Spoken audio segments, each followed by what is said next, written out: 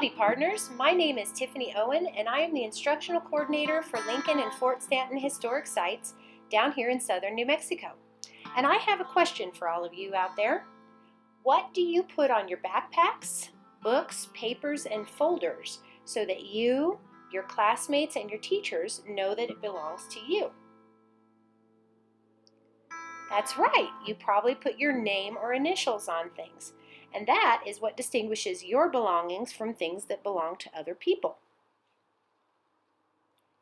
For those of us who grew up in the Southwest, the concept of putting our mark on things is rooted in our history.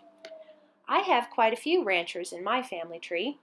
The picture in the center here shows my grandfather, great-uncle, and great-grandfather marking one of their cows to make sure that nobody else could claim her as their own. Now, you may be wondering why a cowboy would have to tattoo his animals. After all, we don't brand our dogs and cats. We just give them a name tag and keep them in our yard or in our house, right? Well, try to imagine the early days in the West, a time when there were acres and acres of land but very few people.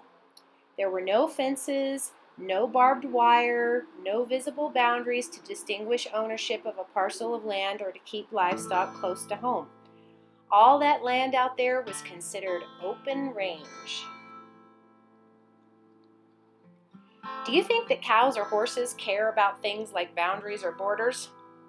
Nope. If they see some cool water or a juicy section of grass that looks appetizing, they'll just wander off and don't think a thing about it. It soon became evident to ranchers, farmers, and cowboys that if they were going to keep track of their livestock, they would have to have some way of distinguishing one from another. Fortunately, other civilizations had long ago figured out a solution to this problem. Would you believe that there is an Egyptian tomb painting from 2700 BC depicting a cattle roundup, and this is believed to be the earliest record of livestock branding? It was the Europeans who brought animal branding to North America, but the horsemen and cattle herders of Spanish Mexico, known as vaqueros, perfected the art of branding. Vaqueros were the precursor to the American cowboy. As people began to move north and west, livestock was the main currency. Because animals had so much value for food, those who raised them went to great lengths to protect their four-legged property. Branding animals had three major purposes: to help identify and separate the cows at rail yards or stockyards when they were being taken to market, to identify the animal's owner if she was lost or stolen, and to discourage cattle rustlers or cattle thieves from stealing them. For some cowboys, brands became almost like a coat of arms or heraldic crest, a symbol in which the cowboy took immense pride. The brand not only identified the owner of a ranch, but provided a unique sense of identity and a set of traditions for the cowboys who represented the ranch. In fact, it was not unusual for a cowboy to claim that he rode for the brand more than for the actual ranch owner. Later, as the profession of advertising exploded in the 1900s, companies realized, in the same way that a cowboy was loyal to his ranch's brand, that branding a product with recognizable logos, characters, and colors inspired employees' and customers' sense of loyalty and identity, and kept them riding for the brand. You may be asking, did people really used to steal animals from each other for money? Who would do such a thing? Well, perhaps you've heard of a guy who lived about 150 years ago and made the town where I live, Lincoln, the most visited historic site in the state of New Mexico. His name was, well, he had a bunch of names, but today we know him as Billy the Kid. As a young man recently orphaned by the death of his mother, Billy found himself completely alone in a very sparsely populated New Mexico territory. Even if you're a pretty good kid, the act of stealing becomes a bit more appealing when you have no place to live and nothing to eat. Billy's involvement in stealing other people's animals got him mixed up in the notorious Lincoln County War and ultimately resulted in his untimely death. But how did outlaws like Billy make a living stealing animals if cowboys and ranchers had marked the animal with a brand? Well, unscrupulous businessmen with no regard for the law often didn't care whose brand was on the animal. If the brand could be changed to look like a different brand, or if the outlaw could get the animal across state lines, that often meant that everyone involved was going to be making money. And in a part of the country with too much land and not enough law, it was easier to get away with bad behavior. There were several ways that a rancher or farmer could protect his livestock, but marking it with a brand was probably the least violent way, at least for the humans. For the animal, being branded is not a very pleasant experience.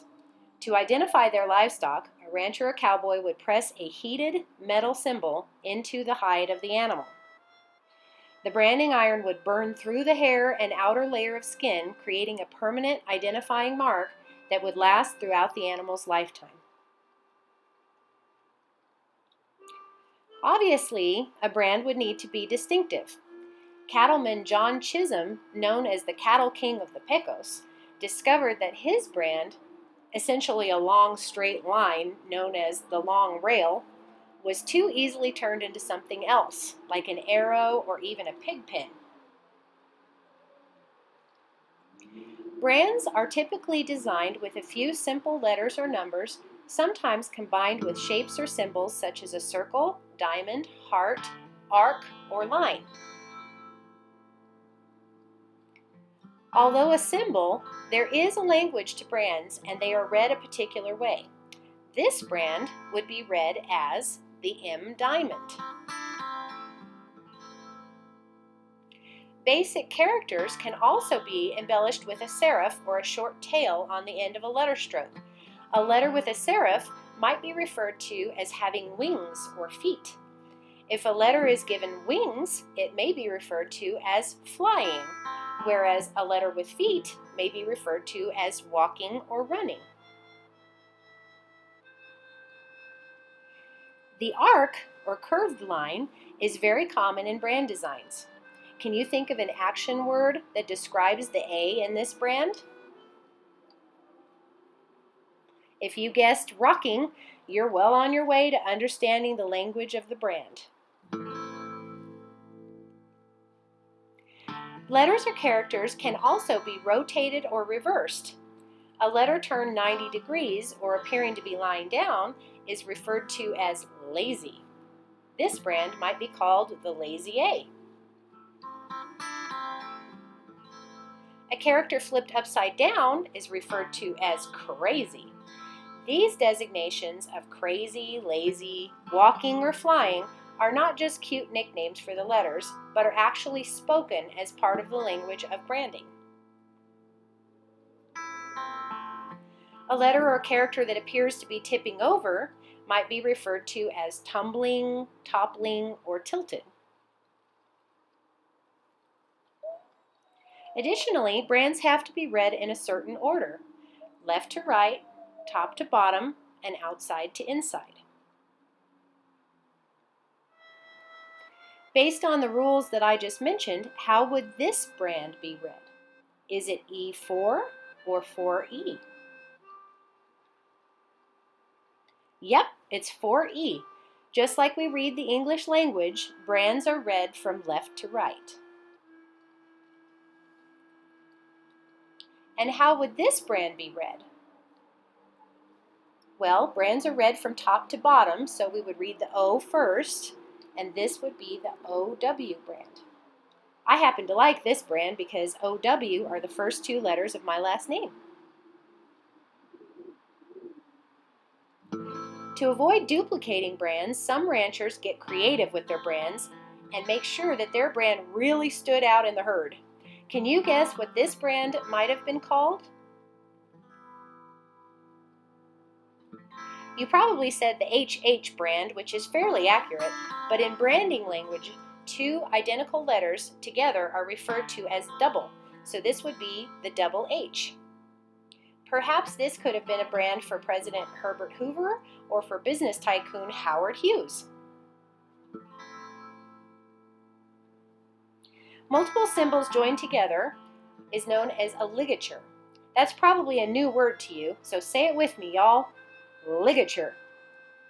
Some ligature brands are read as being connected, so this brand with the letter M and L attached together would be read as ML connected. Location of the brand is as important as the design when it comes to getting a brand approved. The same brand can be registered in the same country as long as the brand is placed on a different part of the animal.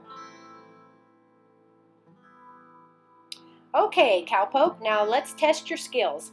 This brand has 3 letters joined together, perhaps the 3 initials of the rancher. What is a brand with multiple letters and symbols joined together called? Remember, it was a word that started with an L, and I asked you to say it with me. That's right, a ligature.